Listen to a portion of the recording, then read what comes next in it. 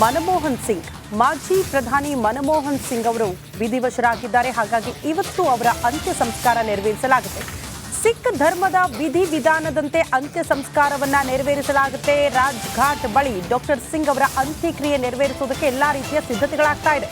ಸಿಖ್ ಧರ್ಮದ ವಿಧಿವಿಧಾನದಂತೆ ಅಂತ್ಯ ಸಂಸ್ಕಾರ ನೆರವೇರಿಸಲಾಗುತ್ತೆ. ನಿನ್ನೆ ಇಡೀ ದಿನ ಕೂಡ ಗಣ್ಯಾತಿ ಗಣ್ಯರು ಅಂತಿಮ ದರ್ಶನ ಪಡ್ಕೊಂಡ್ರು.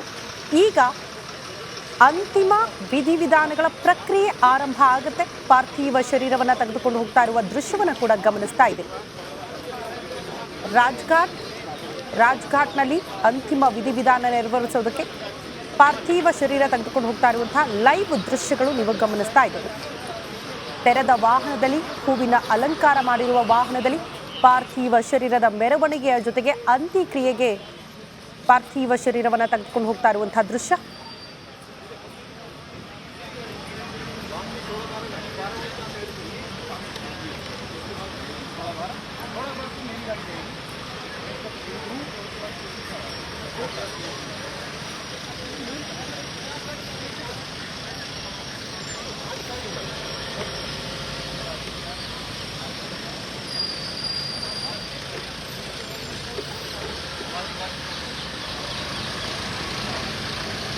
ಮೊದಲು ಎಐಸಿಸಿ ಕಚೇರಿಯಲ್ಲಿ ಅಂತಿಮ ದರ್ಶನಕ್ಕೆ ವ್ಯವಸ್ಥೆ ಮಾಡ್ಕೊಳ್ತಾರಂತೆ. ಹಲವು ಗಣ್ಯರು ಇನ್ನೂ ಕೂಡ ಅಂತಿಮ ದರ್ಶನ ಪಡ್ಕೊಂಡು ಆ ನಂತರದಲ್ಲಿ ಅಂತ್ಯಕ್ರಿಯೆ ನೆರವೇರಿಸಲಾಗುತ್ತೆ ಅನ್ನೋದ್ರ ಡೀಟೇಲ್ ಸಿಗ್ತಾ ಇದೆ. ಲೈವ್ ದೃಶ್ಯಗಳು ಈಗ ನೀವು ನೋಡ್ತಾ ಇರೋದು. ಅಂತಿಮ ದರ್ಶನದ ಬಳಿಕ ರಾಜ್ಘಾಟ್ನಲ್ಲಿ ಅಂತ್ಯಕ್ರಿಯೆ ನೆರವೇರಿಸಲಾಗುತ್ತೆ. ದೇಶ ಕಂಡ ಒಬ್ಬ ಧೀಮಂತ ನಾಯಕ ಮಾಜಿ ಪ್ರಧಾನಿ ಮನಮೋಹನ್ ಸಿಂಗ್. ನಮಗೆಲ್ಲ ಗೊತ್ತು, ಸಿಖ್ ಸಮುದಾಯದಿಂದ ಮೊದಲ ಪ್ರಧಾನಿ ಆದವರು ಇವರು ಅಂತ. ಹಾಗಾಗಿಯೇ ಇವತ್ತು ಸಿಖ್ ಸಂಪ್ರದಾಯದಂತೆ ಅಂತಿಮ ವಿಧಿವಿಧಾನಗಳು ಕೂಡ ನೆರವೇರಿಸಲಾಗುತ್ತೆ ಅಂತ. ಸಹಜವಾಗಿ ಸರ್ಕಾರಿ ಗೌರವ ಇರುತ್ತೆ. ಅದಾದ ಬಳಿಕ ಸಿಖ್ ಸಂಪ್ರದಾಯದಂತೆ ವಿಧಿವಿಧಾನಗಳು ನೆರವೇರಿಸಲಾಗುತ್ತೆ ಅನ್ನೋದ್ರ ಬಗ್ಗೆ ಮಾಹಿತಿ ಇದೆ.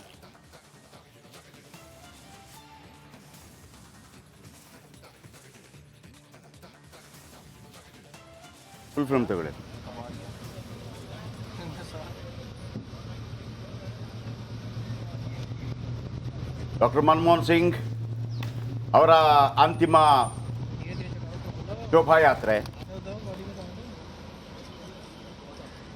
ಮಹಾತ್ಮ ಗಾಂಧಿ ಅವರ ಸಮಾಧಿ ಇರುವಂಥ ರಾಜ್ಘಾಟ್ ಬಳಿಯ ಪಕ್ಕದಲ್ಲೇ ಇವರ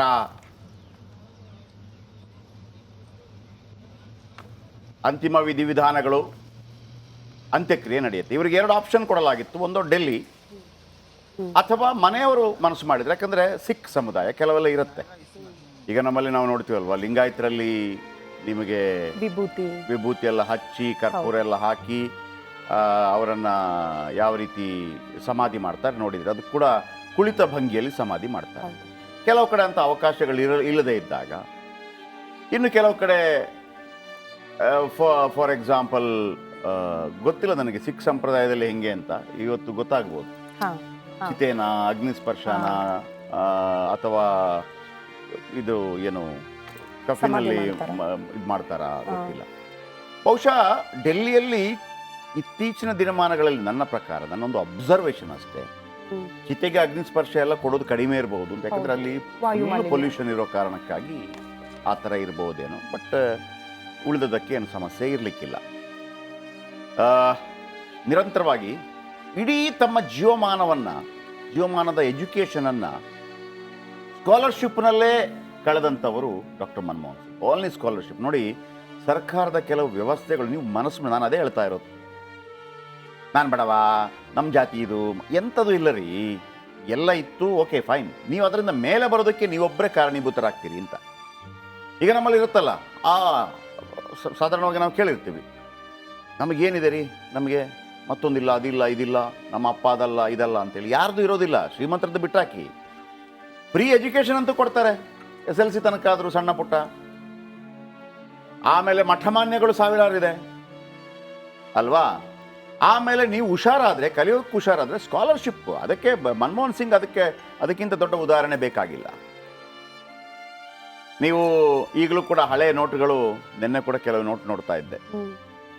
Manmohan Singh governor, RBI governor, reserve bank of ಇಂಡಿಯಾದ ಗವರ್ನರ್ ಆಗಿ, ನಂತರ ವಿಶ್ವವಿದ್ಯಾಲಯದಲ್ಲಿ ಪ್ರೊಫೆಸರ್ ಆಗಿ ವಿಶ್ರಾಂತ ಜೀವನವನ್ನು ನಡೆಸುವಂಥ ಸಂದರ್ಭದಲ್ಲಿ ಅವ್ರಿಗೆ ನಿನ್ನೆ ರವೀಂದ್ರ ರೇಷ್ಮೆ ಭಾಳ ಚೆನ್ನಾಗಿ ಹೇಳ್ತಾ ಇದ್ರು.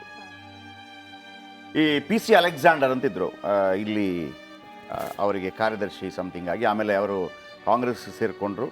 PC ಅಲೆಕ್ಸಾಂಡರ್ ವಿಚಾರ ಕರ್ನಾಟಕದಲ್ಲೂ ಕೂಡ ಭಾಳ ಫೇಮಸ್, SM ಕೃಷ್ಣ ಕಾಲಾವಧಿಯಲ್ಲಿ, ನಂತರ ಮಹಾರಾಷ್ಟ್ರ ರಾಜ್ಯಪಾಲರು ಕೂಡ ಆದರು.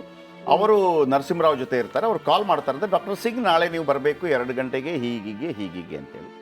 ಸೊ ಅವರು ಭಾಳ ಓಕೆ ಬರ್ತೀನಿ ಅಂತ ಅಂದ್ಬಿಟ್ಟು ಫೋನ್ ಇಡ್ತಾರಂತೆ.